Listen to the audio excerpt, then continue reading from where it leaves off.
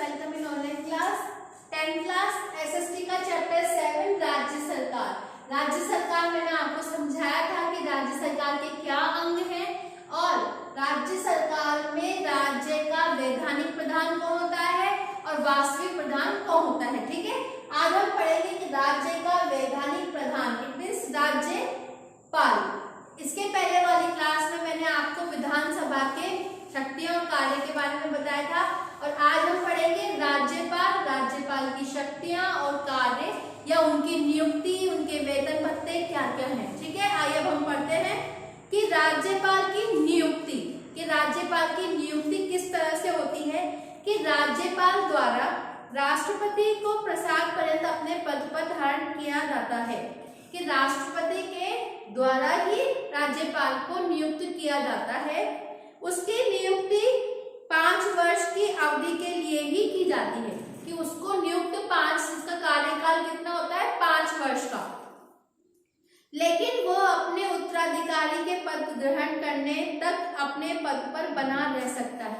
कि जैसे आप ही कोई राज्यपाल है, अगर दूसरा राज्यपाल जब तक उस पर नियुक्त नहीं किया जाता तब तक उस राज्यपाल को उस पद पर रहने का अधिकार भी दिया गया है। कि जैसे कि चुनाव होते हैं, जो भी प्रक्रिया होती है, उस प्रक्रिया से जब तक दूसरा राज्यपाल उस पद पर नहीं आता तो वो राज्यपाल उस पद पर अपने कार्यभार को संभाल सकता है।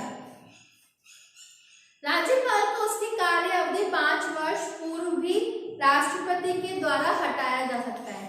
कि राज्यपाल को हम 5, ये निश्चित नहीं है कि वो 5 साल तक काम करेगा। अगर राष्ट्रपति को लगता है कि मुझे इस राज्यपाल को यहाँ से हटाना है तो वो कुछ प्रक्रिया के द्वारा उसको वहां से 5 साल के पूर्व भी हटा सकता है। ठीक है, एक राज्य से दूसरे राज्य में स्थानांतरण भी कर सकता है। कि जैसे हर राज्य के अलग अलग राज्यपाल होते हैं तो उसी अनुसार वो एक राज्य से दूसरे राज्य में उसको स्थानांतरण ट्रांसफर भी कर सकता है। राज्यपाल यदि चाहे तो समय से पूर्व भी स्वयं अपना पद त्याग सकता है। कि अगर राज्यपाल को लगता है कि मुझे अपने पद को छोड़ना चाहिए तो वो समय से पूर्व भी अपने पद को छोड़ सकता है। अब आता है राज्यपाल की नियुक्ति के संबंध में स्वस्थ परंपराएं कौन कौन सी है। कि राज्यपाल उस राज्य का निवासी नहीं होना चाहिए जिस राज्य में उसे राज्यपाल बनाया जा रहा है।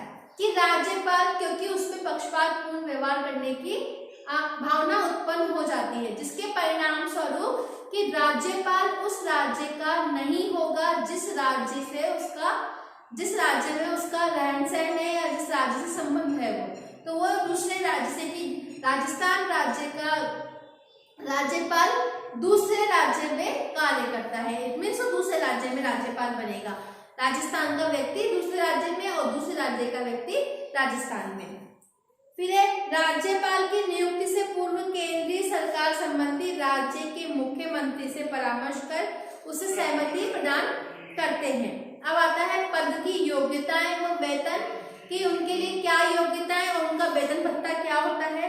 कि राज्यपाल के पद पर नियुक्ति के लिए 2 योग्यताएं आवश्यक है। प्रथम तो वो भारत का नागरिक हो, द्वितीय उसकी आयु 35 वर्ष से अधिक हो।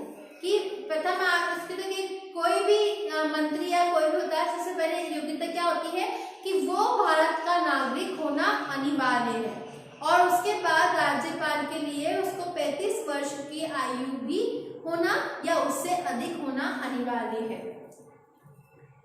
और राज्य के विधानमंडल का सदस्य नहीं हो सकता और यदि वो किसी सदन का सदस्य है तो राज्यपाल के पद पर नियुक्ति के लिए उसे अपनी सदस्यता का त्याग भी करना पड़ता है। कि वो विधानसभा के किसी भी सदन में, दोनों सदनों में वो किसी भी सदन का सदस्य नहीं हो सकता। अगर वो राज्यपाल की नियुक्ति के लिए नियुक्त होता है तो उसे अपने उन पद से त्याग देना पड़ता है। ठीक है, अब उसके वेतन और भत्ते क्या है। कि वर्तमान में राज्यपाल को 1,10,000 रुपए मासिक वेतन प्राप्त होता है। इसके अतिरिक्त उसे निःशुल्क निवास स्थान, परिवहन और संसद कानून के द्वारा निर्धारित किए जाते सभी वेतन भत्ते उसको प्राप्त होते हैं। ठीक है, उसका मासिक वेतन होता है 1,10,000 रुपए और इसके अलावा उसको घर, खाने का, पीने का, रहने का हर प्रकार की सुविधा उसको मुफ्त में दी जाती है। फिर अब आता है अगला टॉपिक शक्तियां, कि राज्यपाल को कौन कौन सी शक्तियां प्रदान की गई हैं, कि राज्यपाल को पर्याप्त और व्यापक शक्तियां प्रदान की गई है। राज्यपाल की वही स्थिति है जो केंद्र में राष्ट्रपति की होती है। मैंने आपको बताया था कि जो स्थिति राज्य राष्ट्रपति की केंद्र सरकार में होती है वही स्थिति राज्य स्तर पर राज्यपाल की होती है। जो स्थिति प्रधानमंत्री की होती है वही स्थिति मुख्यमंत्री की होती है, और अन्य मंत्रिपरिषद जो सब मिलकर उसका नियुक्तिकरण करते हैं, तो वो सभी कार्य जब केंद्र सरकार को शक्तियां प्रदान की जाती है वही राज्य स्तर पर शक्तियां प्रदान की जाती है। प्रथम शक्ति है कार्यपालिका शक्ति, कि राज्य कार्यपालिका शक्तियां राज्यपाल में निहित है, जिनका प्रयोग वो स्वयं तथा अधीनस्थ पदाधिकारियों के द्वारा ही करता है। वो मुख्यमंत्री की नियुक्ति करता है और उसके परामर्श पर अन्य मंत्रियों की नियुक्ति करता है, और वो महाधिवक्ता या राजस्थान लोक सेवा आयोग के अध्यक्षों और सदस्यों की नियुक्ति भी करता है। उच्च न्यायालय के न्यायाधीशों की नियुक्ति के संबंध में राष्ट्रपति को परामर्श या विचार विमर्श करने का अधिकार भी उसके पास में है। संवर्ती सूची के विषयों पर राष्ट्रपति की स्वीकृति से वह अपने अधिकार का प्रयोग करता है, और राज्य सरकार के कार्यों के संबंध में वो नियमों का निर्माण भी करता है। राज्यपाल मंत्रिपरिषद के सदस्यों को पद एवं गोपनीयता की शपथ भी दिलाता है, कि जब राज्यपाल मुख्यमंत्री या मंत्रिपरिषद का गठन होता है तो उनको अपनी कार्य से संबंधित शपथ दिलाने का काम भी राज्यपाल का होता है। अब आता है विधायी शक्तियां, कि राजस्थान राज्यपाल राज्य की व्यवस्थापिका का एक अभिन्न अंग है और उसे बहुत महत्वपूर्ण शक्तियां भी प्राप्त है। वह व्यवस्थापिका का अधिवेशन बुलाता है और सत्रावसान भी करता है, और व्यवस्थापिका के निम्न सदन विधानसभा को भंग कर सकता है, और चुनाव के बाद विधानमंडल की पहली बैठक को बुलाने का अधिकार भी इसके पास में होता है। राज्य विधानसभा के द्वारा पारित विधेयक राज्यपाल की स्वीकृति के बिना पास नहीं होता, उसमें उनकी स्वीकृति अनिवार्य होती है।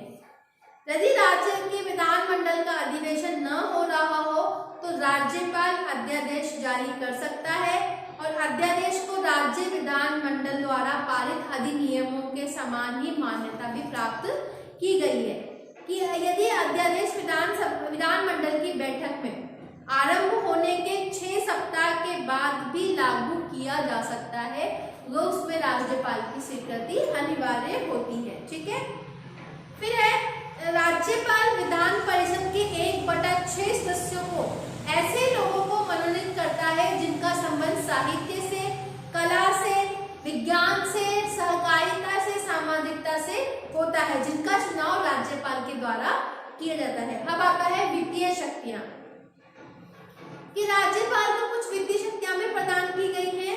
राज्य विधानसभा में राज्यपाल को पूर्व स्वीकृति के बिना कोई भी धन विधेयक प्रस्तुत नहीं किया जाता। इट मीन्स बजट जो पास किया जाता है वो राज्यपाल की स्वीकृति से ही पास किया जाएगा। अगर उसकी स्वीकृति नहीं है तो उसको रोक दिया जाता है।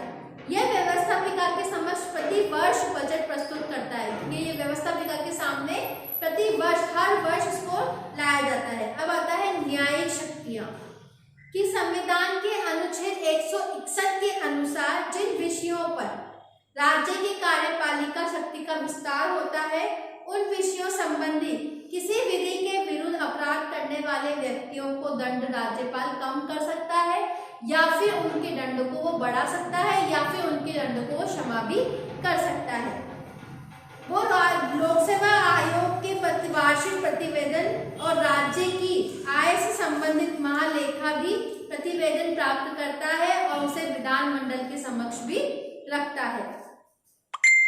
अगर आपको देखता है कि राज्य का प्रशासन संविधान के अनुसार चलना संभव नहीं है तो राष्ट्रपति को राज्य में संवैधानिक तंत्र या विफलता के संबंध में सूचना भी देता है। अब आता है विविध शक्तियां, कि राज्यपाल की स्थिति संविधान के अनुच्छेद जिन बातों के संबंध में संविधान द्वारा संविधान के राज्यपाल में अपेक्षा की जाती है वो सभी कार्यों को सुविवेक से करता है, और उन बातों को छोड़कर राज्यपाल को सभी कार्यों को अपने निर्वाह के अनुसार ही सहायता प्रदान करता है।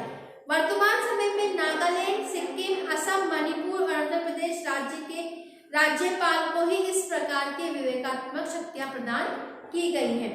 इसमें कि कुछ ऐसे अवसर हैं जिन पे निम्नलिखित अवसर दिए गए हैं जिसमें राज्यपाल की स्वविवेक की शक्तियां प्रदान की जाती है। पहला है विशेष परिस्थितियों में मुख्यमंत्री का चयन करना, फिर है मंत्रिपरिषद को अपदस्थ करना, विधानसभा का अधिवेशन बुलाना, विधानसभा का विघटन करना, राष्ट्रपति को राज्य की संवैधानिक स्थिति के संबंध में रिपोर्ट भेजना, विधानमंडल द्वारा पारित किसी विधेयक को स्वीकृति न देकर पुनः विचार के लिए वापस लौटा देना। इन समस्त बातों पर यद्यपि राज्यपाल को राज्य की कार्यपालिका वास्तविक प्रधान नहीं कहा जा सकता है, लेकिन इसके साथ ही केवल वो नाममात्र का अध्यक्ष नहीं है कि जिस तरह से राष्ट्रपति नाममात्र का अध्यक्ष होता है उसी तरह से राज्यपाल नाममात्र का अध्यक्ष नहीं है। इसको कई बातों पर अपनी स्वविवेक की शक्तियां भी प्रदान की गई है जिनका अधिकार उसको दिया गया है और जिनको वो उपयोग करता है। ठीक है, अब इसके बाद अगली क्लास में हम पढ़ेंगे वास्तविक कार्यपालिका, जो कौन होंगे, मुख्यमंत्री या फिर मंत्रिपरिषद। ठीक है, थैंक यू। यहाँ तक आपको समझ में आ गया होगा। Thank you, have a nice day.